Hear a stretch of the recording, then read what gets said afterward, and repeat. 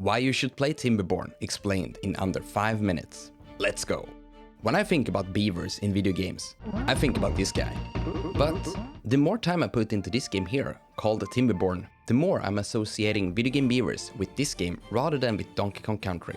If you're into city builders that's more focused on smaller scale management, Timberborn might be just for you.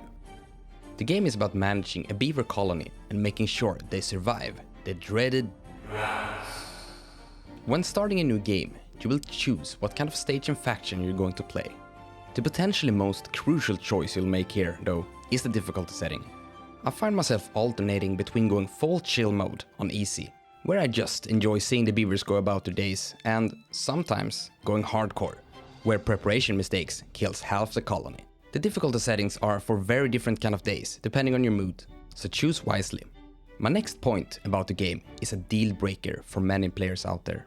There isn't really a goal in the game, except to survive the aforementioned droughts. This means that the goal of any given map becomes player-driven, that some players absolutely love, while others want more of a checklist of tasks to complete and feel done with a map. The gameplay loop of a stage usually looks like something like this when I play. The game is started off with a group of adorable beavers, waiting around for things to do. You then start to gather resources like food and wood to be able to build things. Building workplaces make your beavers be able to contribute to the beaver society, with, for example, generating power or supplying drinkable water to everyone. Building houses give your beavers a place to live and reproduce, so that your beaver empire can continue on for generations to come. It's a great time to make sure the beaver society works with all of what I just mentioned. But my favorite part of the gameplay comes from trying to buff all the beavers with positive effects. This is done by making sure they are all happy, which requires some micromanaging of checking up on individual beavers now and then to see if they lack anything. If beavers, for example, have access to a roof over their head, have time to socialize with beaver friends, and are able to see nice decorations when commuting to work, the beavers will be more efficient. The buffs can come in the form of making the beavers work better, move faster, and live longer. It's also very visually pleasing for the player to make sure that the place looks nice and to plan your colony to have space for decorations, etc. And there's more to micromanage. Making sure the beavers get enough of sleep and time to socialize with each other is important and can be tweaked with setting the work hours.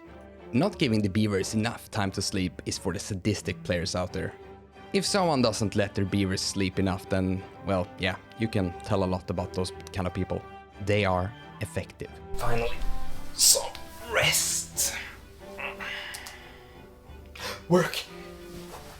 As soon as you build the district works out and the most things are running by themselves, it's time to expand. This is done by building a new district center somewhere you think looks good, sending a few beavers over there, and starting the process anew.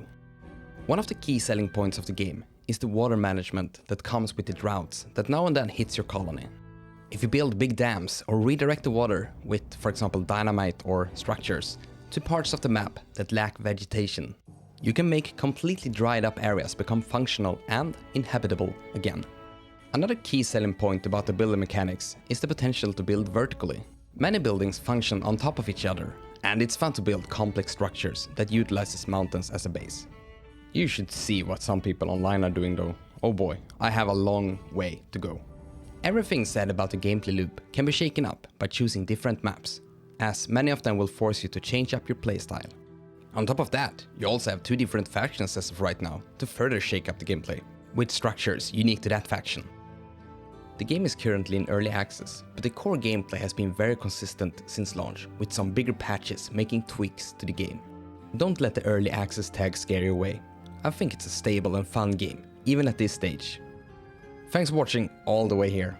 Hit the like and subscribe buttons if this kind of content is your jam. Now, have a beaverlicious day.